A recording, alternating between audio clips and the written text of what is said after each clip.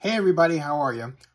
There is a wrong-headed statement flying around certain groups within Oakland that says that Ignacio de la Fuente, former District 5 council member and current Oakland mayoral candidate, was the architect of the Raiders deal. I'm sorry. If you're saying this or you believe it, you are either a fool or a liar. Here's why I can't help but laugh at that untrue statement. First of all, who am I? I'm Zenny Abraham, CEO of Zenny62 Media, longtime Oakland video blogger and blogger. Started Oakland's first blog in 2004, technically 2003, and then became Oakland's first YouTube channel partner in late 2007, going into 2008. But I digress. And I've worked for a number of elected officials, including the late Senator Lloyd Bentsen, former Oakland Mayor Elihu Harris, and former Oakland Mayor Jerry Brown, who later became again California governor, and before that Attorney General and all that sort of rot. Anyway, I've been around, and it just so happens that I was around when the Raiders were returning from Los Angeles to Oakland. I was not only around, but according to Monty Poole, who wrote for the Oakland Tribune at the time, I broke the story that the Raiders returned to Oakland from Los Angeles. Just saying, okay? Then, in late 1995, Elihu Harris offered me the job to being his economic advisor and said, Zenny, you have the run of everything from redevelopment to the Raiders in the course of advising him. I can tell you that between my time as columnist of the Montclarian, which spans 1993 to 96, and then my time with the Mayor of Oakland as his economic advisor from 1995 to 1999, and as my time as the head of the Super Bowl 39 bidding committee, working to bring the 2005 Super Bowl to Oakland. Unfortunately, we lost to Jacksonville from 1999 to 2001. Ignacio de la Fuente was not at all the architect of the Raiders deal.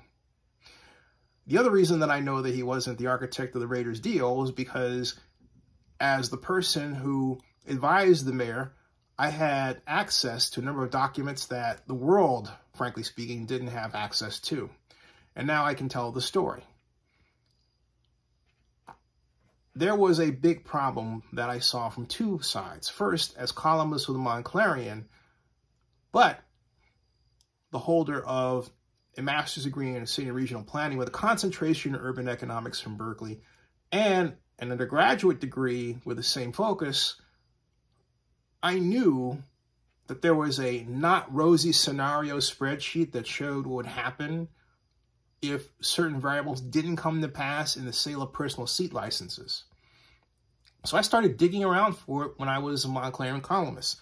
Then I point blank asked Oakland City Assistant City Manager, hence the ACM in the title, Ezra Rapport, for that document. He admitted that such a document existed, but he also declined to give me a copy of that spreadsheet, okay?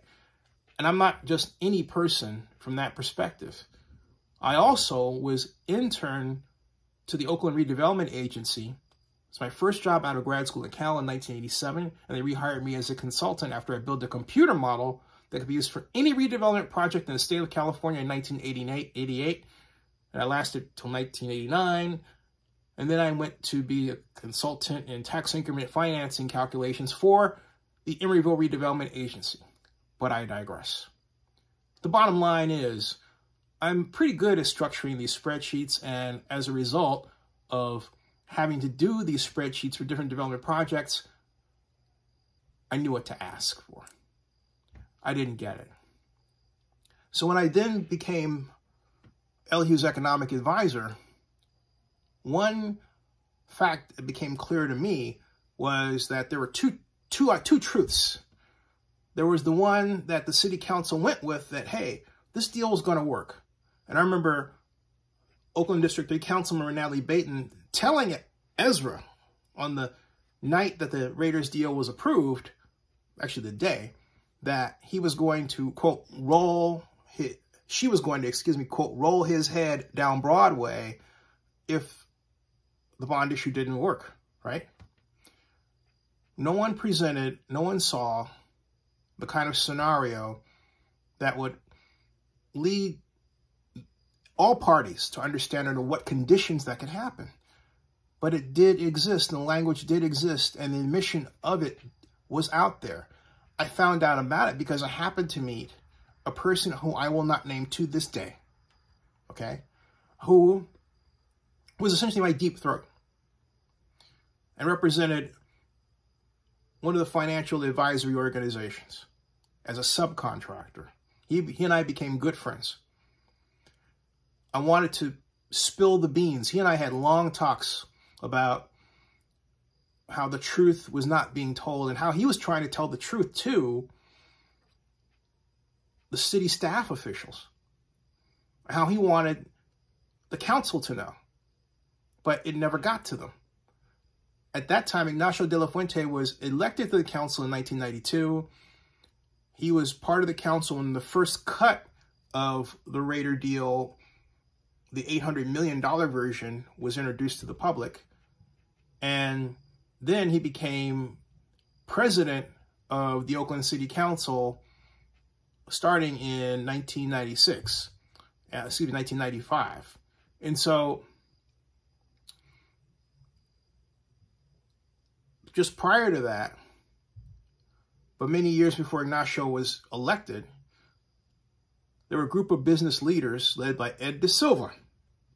Ed De Silva, then working with Ezra, who was always regarded and described in many circles as the money guy, who working on different scenarios to refurbish the Coliseum, to bring the Raiders back to Oakland from Los Angeles, okay?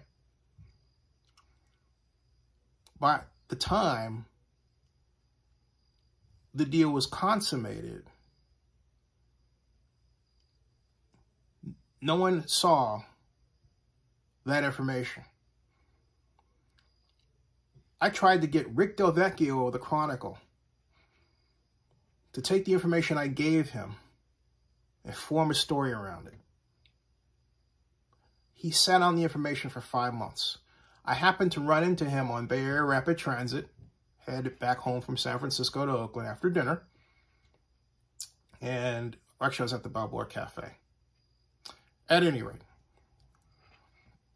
I happened to see him. I said, Rick, the story. He goes, I'll get to it. It was 5 months. 5 months. So I reached out to Frances Dinkelspiel at the San Jose Mercury News and her writing partner. They came to my office a number of times. I gave them all the documents that I had, and I told them everything that I knew. That led to the story that they ran in 2001 that got them a local Pulitzer. A story that revealed, in point of fact, that there was key information regarding the personal seat license proposal that was withheld, not even literally, it was withheld from the city council. Okay? There was no marketing plan. In other words, there was no analysis of the true ability of the public to absorb, to buy the personal seat licenses that are being advanced. And the creator of the personal seat license was a person who was a friend of mine to this day. His name is Mark Gannis. In fact, if you happen to type M-A-R-C space G-A-I-N-S, Zinni62 here on my channel, you will see my multiple interviews with Mark over the years, because we always run into each other at the NFL owners meetings. It's a good dude. So he was the creator. Some other people tell you it's Max Mullen, but I'm telling you it was Mark Gannis. All right. of Sports Corp, or used to be. He's changed his name. He created the personal seat license concept and has helped a number of NFL owners behind the scenes many, many times over the years since then being 1995. All right. It wasn't Ignacio. It was Ezra. Ezra was the architect of the Raider deal, not Ignacio. Anybody who tells you that is to be laughed at. Full-bellied, deep-throated guffaw laughing. Because it's clear they don't know what they were talking about then or now. And I'll bet you Cred's Navy means they weren't even around then. There's an effort to place Ignacio as the old person. Well, yeah, he is old. And a lot of his backers are older. And there's a reason for that, because we all not only remember a time when Oakland was ran better, but we know how to pull the levers to make it so. You're trying to vote for people, and you have organizations pushing council members, current council members that are part of Oakland's destruction, to be your next mayor. If that is not the hallmark of brain dead, I don't know what is. We have to put in people who know how to run government. Ignacio does. Forget the activism. There are too many activists, and we put activists in who then, when they get into office, have no clue how to make it work. And that's where we are right now. Endgame. Subscribe to Zenny62 and bookmark OaklandNewsNowBlog.com. That ends this broadcast.